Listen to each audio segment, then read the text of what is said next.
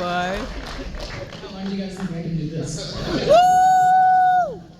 Give it up, everybody. Thank you for being here. Give it up for Amy Madigan.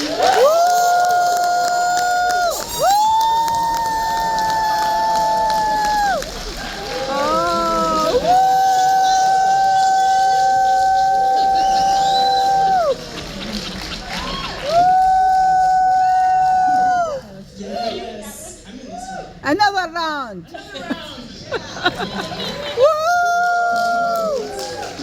Bravo! Hey, everybody.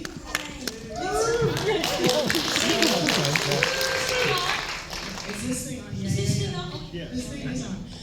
Okay, well, we're gonna have a little bit of a conversation here. As you can probably tell, the audience was thrilled, as was I. I'm super honored to be speaking with you. I want to start by asking you generally about fear. My fear level? Yeah. How are you doing right now? I want to ask you about fear. Like, what do you find terrifying in life? What do you observe as terrifying, and in film as well? Like, what do you find to be the most terrifying concepts, things, or ideas? Well, real people are the scariest things in the entire world. Actors are not scary, though. Actually, they're not that. Actually, my fear level's pretty good.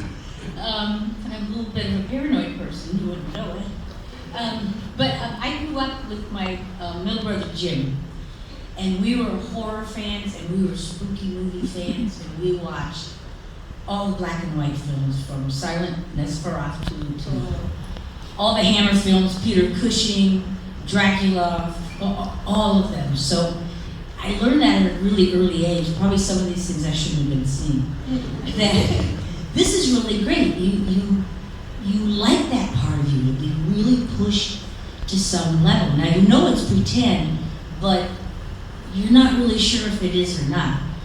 And Gladys is a good example of somebody being pushed to the max. She knew she wasn't fearful. She knew exactly what she had to do, and she did it, sometimes at the expense of a few other people.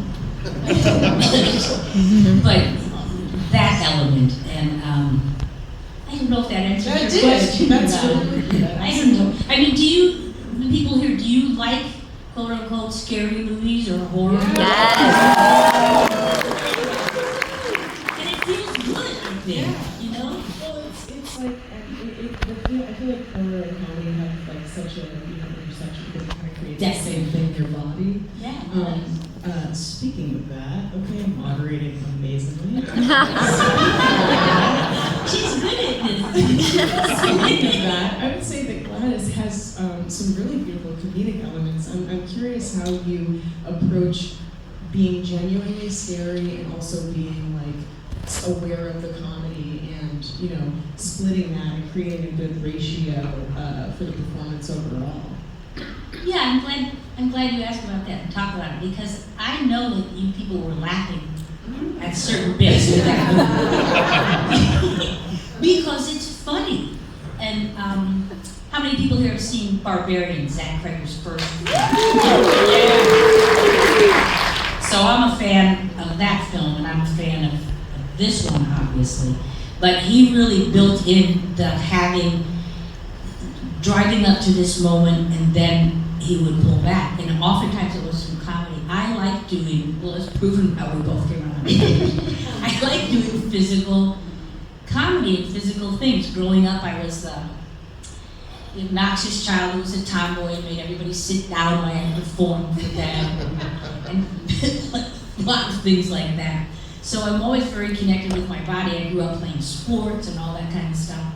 So it just came naturally to me. And Gladys, when she has to dial it in and get very serious, she can pull that out in a second. But she likes just using her body and how she walks and how she talks. And I've said this before, she's very confident. I wish I had that confidence in my life, really. But she's so confident, she's got a plan, and if the plan goes awry, she can turn on a dime and she can say, okay, we're going to improv here, and we're going to do this, and we're going to do that. So in that way, I think that can be funny, because you have to see her kind of with her face and her eyes and her physicality. And then, as I said, when she kind of has to dial it back, she can just really do that. Yeah, absolutely. Give you a look. It's her physicality is so striking, and I'm curious how you wrote the physicality and the presentation, physically, the character, the costume, and the makeup, and yeah, I guess why did you decide that the scariest thing you could do was have a red bob? Seriously. How it was, yeah, like, I mean, it's such, and I'm sure you've seen so many people doing, like, Gladys costumes. And Yes, like, there are makeup tutorials, Oh my. which I find fascinating. And people said, I don't have social media stuff. So when Gladys came out to kind of claim, people were sending things, and I got them through friends or my daughter, said, have you seen this? Have you seen that? So it was really a wicked surprise, but she's, I don't know, she just came out with a wallop, yeah. you know. Were those things in the script? Like, did you craft her physical appearance with Zach? Like, how did that form? I try to sing the praises of the team that I work with, and I will do it again. Yes. We created this from the ground up. It was Zach's vision, but let's say in the script it said, she wears very colorful clothes and has kind of wild red hair, and she likes makeup.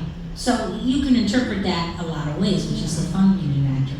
But we had Melissa West, who did the wigs, and we tried a million wigs on, and I think that the coup de grace was when she said, I've got this great idea, and she cut the bangs up to here.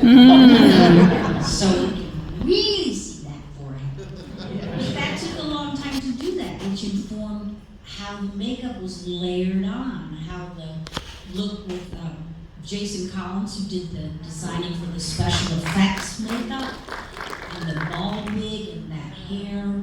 Trish Somerville is an incredible costume designer, and she just built those clothes. Leo Sakovich did the makeup, and he actually took a lot of time to figure that out. We got it down to just about 3 hours, which was pretty good. Oh my gosh. But